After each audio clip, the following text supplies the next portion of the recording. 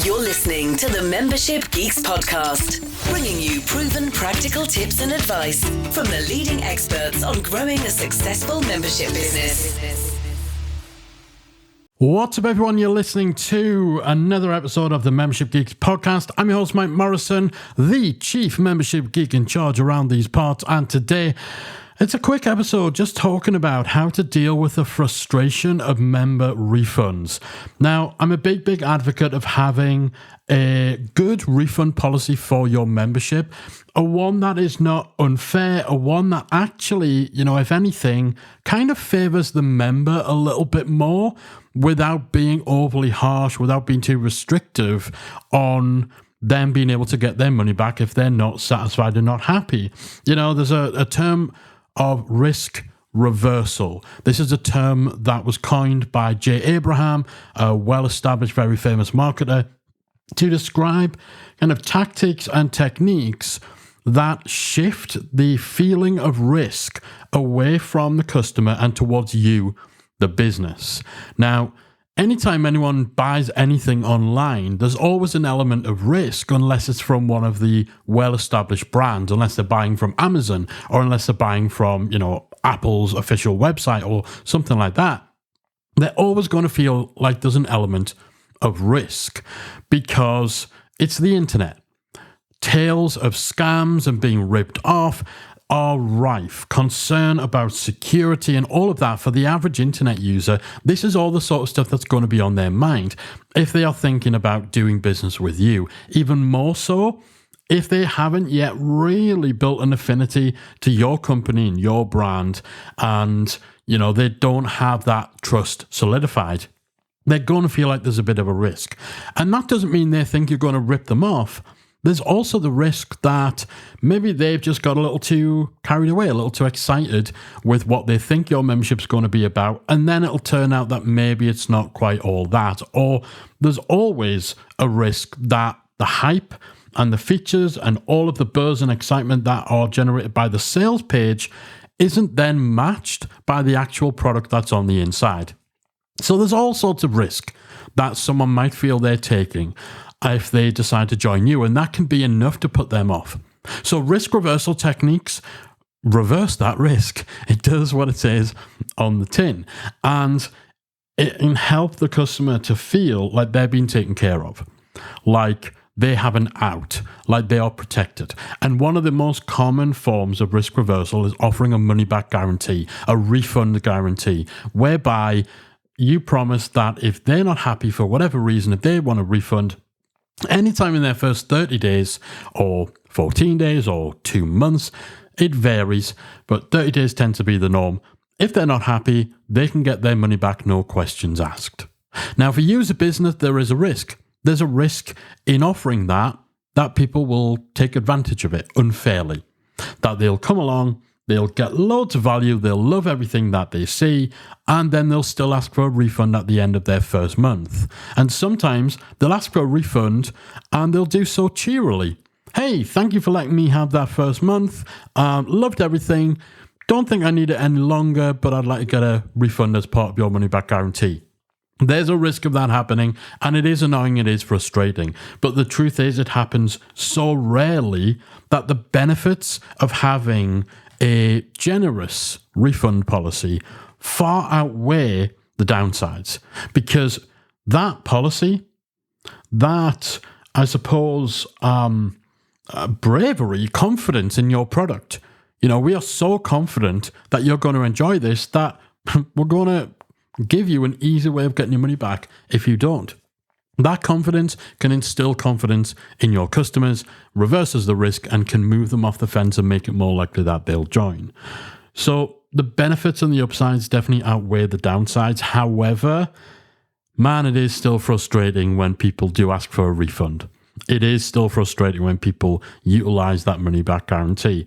The truth is, though, refunds are going to happen. It's just part and parcel of e-commerce. Heck, it's part and parcel of business as a whole. Now, some of them will be fully justified. Sometimes people will ask for a refund because actually what you describe on your sales page might not be all it's cracked up to be once they get in there. They might ask for a refund because there was a misunderstanding. They might ask for a refund because they realized they just weren't ready for the level of difficulty of content that's in your membership. Maybe they have joined your membership that's for kind of experienced musicians, and perhaps they thought they were a lot more competent than they actually are. Or maybe they realized that this whole thing that your membership helps them with is going to take them a lot longer than they thought, and they just don't have the time in their hands. So there's a lot of legitimate reasons why someone may ask for a refund, but honestly, even with the best reasoning in the world, it still sucks when someone wants their money back, because it's the ultimate rejection of you, right? Not only are they saying, I don't want to stay anymore, I don't think this is something I want to continue paying for, they're saying, I don't think what I had in that first month is even worth what I paid for it. Now, of course, that's not what they're saying, but that's what it feels like. And that can be frustrating. You also, you get refunds that have got nothing to do with your money back guarantee. You might have someone who's been member for years and years and years, and perhaps they're paying you annually, and their annual membership just renews, and the email saying, oh man, I meant to cancel this, but you've just taken payment. Could you do me a favor and send me the money back? Now, technically, if you want to stand your ground, you wouldn't necessarily be obligated to, but 9 times out of 10, you're going to honor that request out of goodwill, and because there's a chance they might come back in the future and you don't want to burn your bridges. And also, if it is something where, it's just a case of somebody forgot to cancel and you've billed them before they did cancel, then that means they're not going to continue, they're not getting something for nothing. They are going to lose access immediately. They're not getting something they're not paying for, unlike with a money-back guarantee refund where they've had a full month and they want their money back anyway.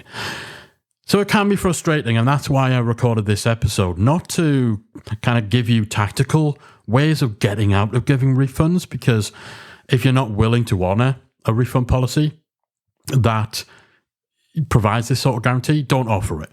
You don't get to yield, you don't get to kind of benefit from the marketing upsides of using risk reversal without actually backing it up. If you want to be a stickler about refunds, if you want to have a no refunds under any circumstances and deal with the problems that will cause for you, then all power to you. Fantastic. Just don't position your offering as having any sort of guarantee or, utilizing the risk reversal to generate sales and then not back it up. But yeah, so it's not about tactics. It's not about how to talk them out of it. It's not about, the best kind of wording for your guarantee that gives you a way of worming out with things. It's just about the mental side. It's about dealing with the frustration of handling those refunds. It's about dealing with almost for some people, it can cause a feeling of inadequacy when it comes to their product. My membership wasn't good enough. My membership was not only not good enough for them to want to stay, it's not good enough for them to have wanted to let me keep the money that they paid me for the time that they've had. But it's just something you need to get comfortable with. It's something you need to accept it's going to happen. It's something you need to contextualize, because it's a very small percentage of people who will actually ask for a refund.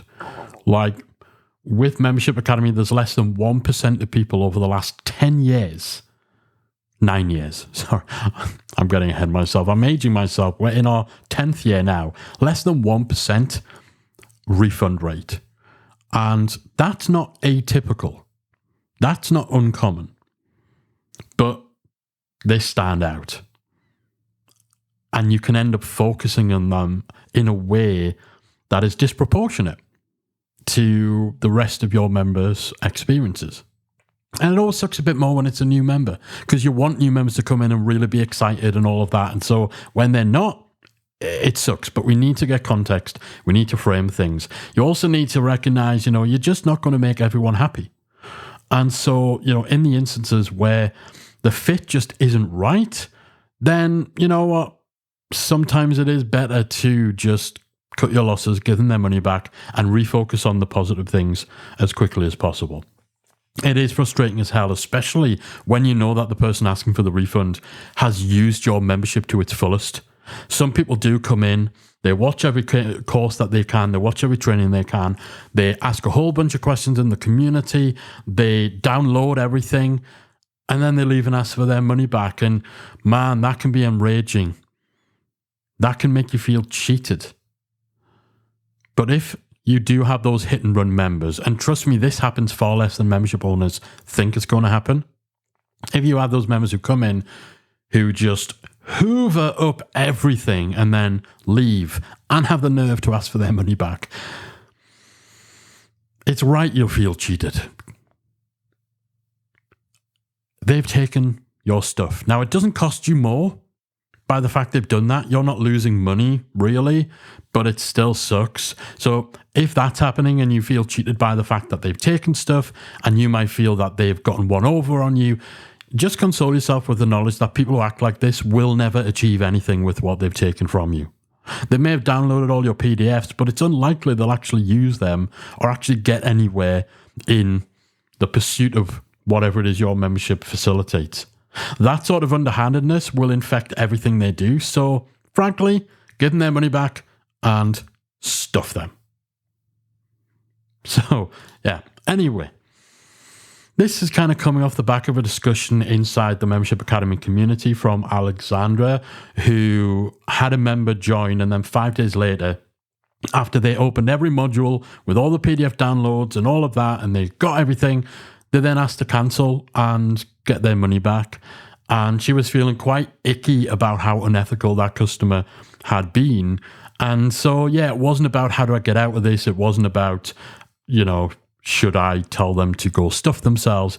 It's just about how to deal with that mindset. And there was a lot of great advice shared from people on how they handle it. And really everyone is reiterating it does get easier over time, but it is frustrating. But things like this do happen when you sell online. It doesn't happen excessively. It really, really doesn't. And it is usually better to just cut things off, get this person off your email list.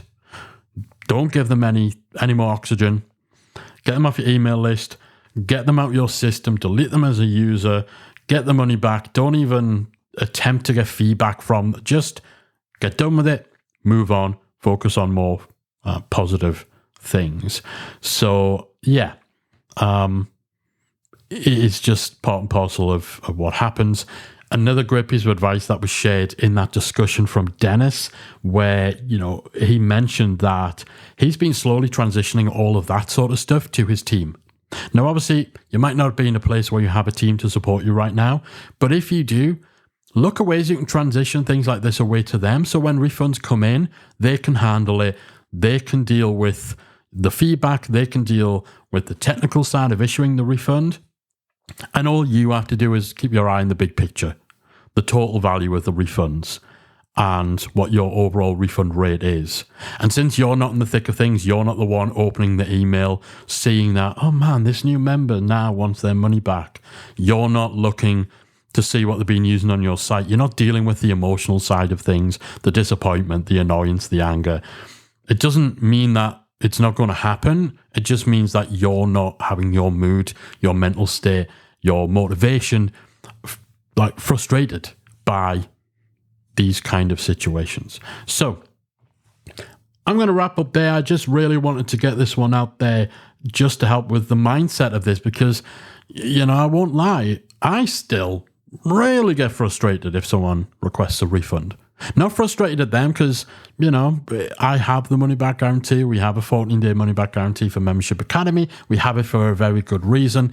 And I like that I'm able to provide that peace of mind and that reassurance to our audience who might be, maybe they've been burned before, maybe they're just on the fence. I like the fact that I can do that and I can give them that safety and that security.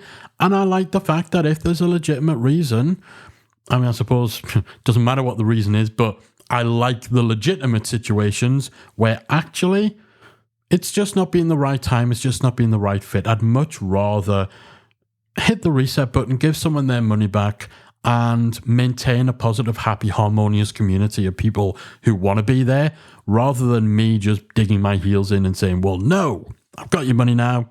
Tough. But yeah, It is so frustrating. It can be disheartening. And so I just want to share some of my perspective on how you can deal with that frustration, that disappointment, and the negative feelings that can arise when people are requesting refunds. Hopefully you found this useful. I know it's a little bit different from the typical tips and tactics that I share here on the show, but this side of things needs taken care of too. If you enjoyed today's episode, hit me up on social. I am at Membership Geeks everywhere. Let me know how you deal with refunds. Do you have a refund policy? Do you still take them personally? Do you have someone on your team deal with them? I would love to hear your feedback on the whole situation of handling refunds, the frustration, the mental side, money back guarantees, and who's using them or what your stand is on that. I'd love to hear from you. Give me a shout and I'll reply to you personally. But that is it from me for this week. Thanks so much for joining me for another episode of the Membership Geeks podcast, and I'll be back again very soon. All the best. If you enjoyed this week's episode of the Membership Geeks podcast, we invite you to check out membershipacademy.com. Membership Academy is the original membership about memberships, and it's the essential resource for anyone at any stage of starting, growing, and running a successful online membership business. Whether you're still trying to figure out what your idea is going to be and you need some help making it a reality, or whether your website is already up and running and you're looking for ways to grow and attract new members, then Membership Academy can help you to get to the next level. Not only do you get access to our step-by-step membership roadmap, our extensive training library, and exclusive member-only discount and tools, you'll also become part of our supportive, active community of membership owners that will help you along the way in your journey with feedback, encouragement, and advice. All of this and more make Membership Academy the #1 place to be for anyone looking to start, manage, and grow a successful membership business. Check it out and join the community at membershipacademy.com.